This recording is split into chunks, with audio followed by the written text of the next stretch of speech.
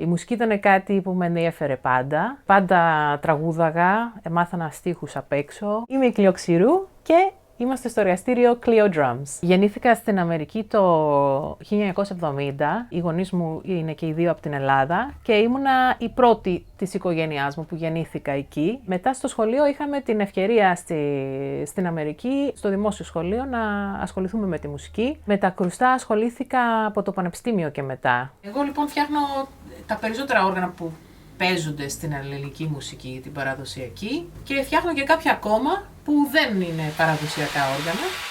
Οι γονείς μου είχαν μείνει σε μια άλλη εποχή. Όπως πολλοί μετανάστες, όταν φεύγεις από τη χώρα σου και μεταναστεύεις κάπου αλλού, μένεις με τις εμπειρίες που είχες μέχρι τότε. Όταν είδα ότι μπορώ να ταξιδέψω μόνη μου, ξεκίνησα τη δικιά μου την διερεύνηση και έτσι σιγά σιγά ανακάλυψα και τον σύγχρονο πολιτισμό της Ελλάδας μέσα από συνομήλικους και λίγο μεγαλύτερους από μένα. Όταν πήγα στο πανεπιστήμιο ξεκίνησα πάλι με παρέες να παίζω μουσική, να τραγουδάω, κυρίως folk. Άρχισα να παίζω επίσης και κρουστά με φίλους που πηγαίναμε και βλέπαμε τους Grateful Dead και έτσι ξεκίνησε και η ενασχόλησή μου με την κατασκευή μέσω της επισκευής. Μάλιστα με έναν φίλο είχαμε αλλάξει δέρμα σε τζέμπε που ήταν κάτι πάρα πολύ περίπλοκο. Οπότε είδαμε πώς είναι περασμένο το σκηνή. Κρατήσαμε σημειώσεις με το χέρι σε ένα χαρτί, πηγαίνοντας στην ανάποδη κατεύθυνση. Rewind, προς τα πίσω.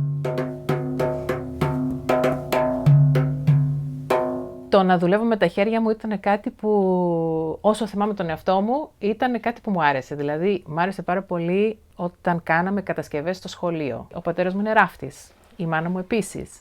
Ο παππούς μου ήταν σιδεράς. Υπήρχε η νοοτροπία που λέμε εμείς τώρα το DIY, do it yourself, που για μένα ήταν τελείως φυσιολογική. Δηλαδή, εγώ μεγάλωσα έτσι. Ήταν φυσιολογικό το να μπορεί η μάνα μου να μου ράψει το φόρεμα που φόραγα. Την εποχή που ήρθα στην Ελλάδα γινόταν κάτι πολύ ιδιαίτερο. Υπήρξε μια καινούργια προσέγγιση της παραδοσιακής μουσικής από μια γενιά μουσικών που από τότε και μέχρι τώρα γίνεται όλο και πιο καταρτημένη. Οπότε εγώ πέτυχα αυτή τη στιγμή που πολλοί από τους μουσικούς που τώρα φεύγουν από την Ελλάδα και πηγαίνουν και παίζουν σε διάφορα φεστιβάλ σε όλο τον κόσμο, είναι τα παιδιά που ξεκινήσανε τότε να παίζουν, χωρίς όμως να είναι παλιωμοδίτικοι.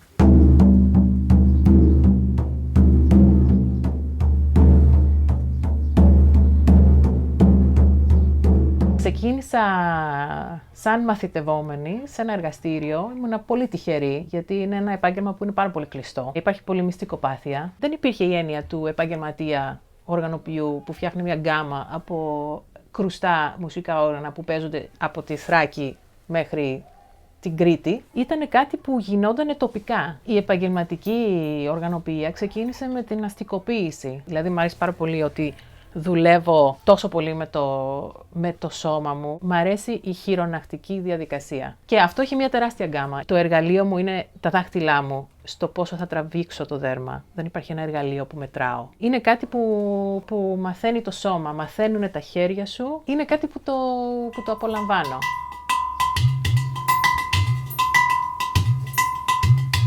Για μένα είναι πολύ σημαντική αυτή η διαδικασία, γιατί είχα βάλει στοίχημα από την αρχή να προσπαθήσω να κάνω κάτι που είναι όσο πιο κοντά στο πνεύμα της παραδοσιακής οργανοποίησης, όπου το κάθε όργανο ήταν φτιαγμένο στην περιοχή που το παίζανε. Νομίζω ότι τα υλικά με έναν έτσι ας πούμε μεταφυσικό τρόπο περνάνε τη φωνή του τόπου μέσα από το όργανο. Είναι ένας λόγος που θέλω να έχω τα υλικά μου όλα, αν γίνεται, από τους τόπους που έχουν φτιάξει αυτή την παράδοση. Ειδικά μετά την κρίση είδαμε μια τεράστια στροφή στην ελληνική αγορά προς τα τοπικά προϊόντα και με περηφάνεια να γράφουν όλοι πάνω στις συσκευασίες τους «Made in Greece, finally».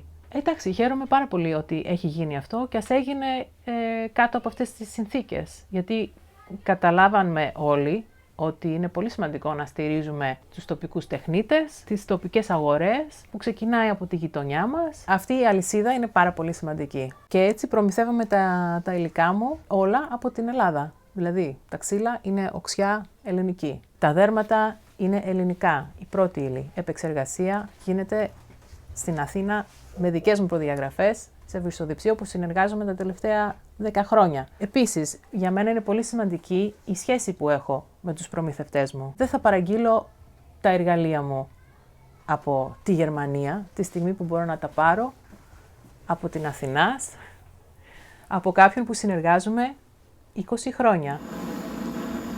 Για μένα το σημαντικότερο πράγμα που έγινε όταν μπήκα στην οικογένεια του Meat Market είναι ότι βρέθηκα επιτέλους από το να είμαι μόνη μου στο εργαστήριό μου σε μια οικογένεια από τεχνίτες και έτσι μπορούσα να μοιραστώ τα προβλήματά μου και να μοιραστούμε τις πληροφορίες και τις γνώσεις που είχαμε ο καθένας, πού μπορώ να βρω ένα υλικό, ποιον μπορώ να προσεγγίσω για να μου φτιάξει ένα κομμάτι που χρειάζομαι που δεν έχω εγώ τη τεχνική να το φτιάξω. Πώς μπορούμε να προωθήσουμε τη δουλειά μας, ποιος θα μας κάνει το πακετάρισμα, αποσχεδιαστές, γραφίστες, χειροτέχνες. Μπορούμε να δοκιμάσουμε τα προϊόντα μας σε ένα φυσικό χώρο που παίρνεις άμεσο feedback. Όλοι συμφωνούν ότι αυτό είναι ο λόγος που όλοι ήμασταν στο Meat Market για χρόνια και το θεωρούμε και πολύ σημαντικό κομμάτι της πορείας μας.